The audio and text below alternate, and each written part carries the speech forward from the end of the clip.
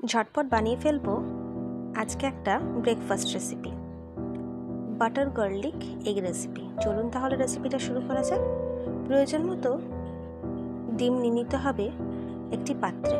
প্রত্যেকটা ডিম ফাটিয়ে নিচ্ছি।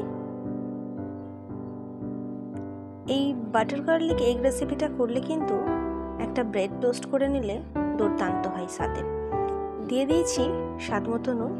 আমি 4টা ডিম ফেটিয়ে নিয়েছি। এখানে 2 থেকে 3 জনের অনায়াসে হয়ে যাবে ব্রেড টোস্টের সাথে। ভালো করে ফেটিয়ে নিলাম। দিয়ে দিচ্ছি সাদা তেল কড়াইয়ের মধ্যে। তেলটা ভালো করে গরম হয়ে গেলে ফেটানো ডিমটা দিয়ে দেবো তেলটাই। একদম সাদা সাদা ঝরঝরে ডিমটাকে ভেজে তুলতে হবে।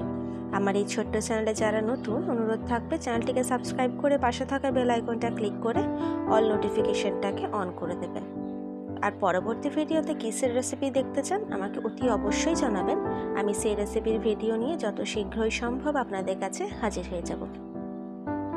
এই ডিমটা ভাজার সময় কিন্তু ফ্লেমটাকে মিডিয়াম টু লো করে নেবেন, তাহলে দেখবেন তাড়াতাড়ি ব্রাউন হয়ে যাচ্ছে না, এরকম ধপধপে সাদাই থাকবে। ভাজা হয়ে গেলে তুলে নিলাম ডিমটাকে। এবার সেই কড়াইয়ে দিয়ে দিলাম 2 চামচ বাটার। ওইদিকে আমি রসুন কুচি করেই রেখেছি। 4টে ডিমের জন্য আমি ওই 5 থেকে 6 কোয়া রসুন নিয়েছি। বাটারটা গলে গেছে, দিয়ে দিলাম কুচি করে নেওয়া রসুনটা।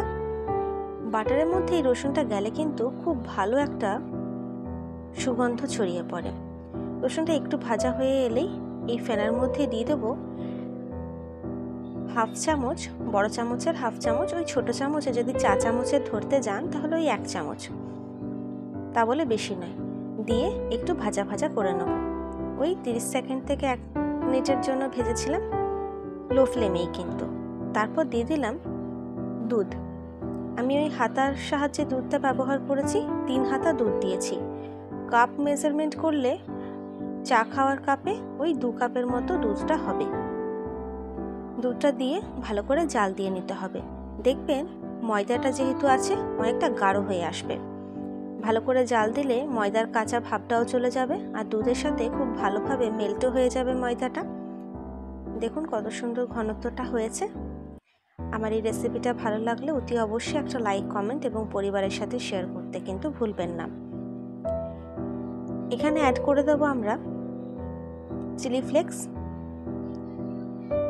দিয়ে দিলাম গোলমরিচ গুঁড়ো, দিয়ে দিচ্ছি সামান্য অরিগ্যানো। যদি অরিগ্যানো না থাকে তাহলে স্কিপ করতে পারেন, সমস্যা নেই। তবে অরিগ্যানোটা দিলে কিন্তু খুব ভালো একটা ফ্রেগরেন্স আসে, খুব ভালো লাগে খেতেও। বাচ্চা বড় সবাই পছন্দ করবে। গন্ধতেই মনে হবে যেন খেয়ে ফেলি।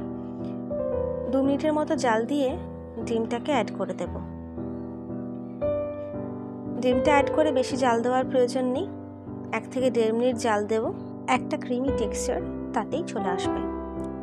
তারপর আর কি, নামিয়ে পরে গরম গরম ব্রেড টোস্টের সাথে পরিবেশন করুন। চলুন দেখা হচ্ছে পরের ভিডিওতে নতুন রেসিপির সাথে। সুস্থ থাকবেন, ভালো থাকবেন, সাবধানে থাকবেন। কেমন হয়েছে অবশ্যই জানাবেন। ধন্যবাদ।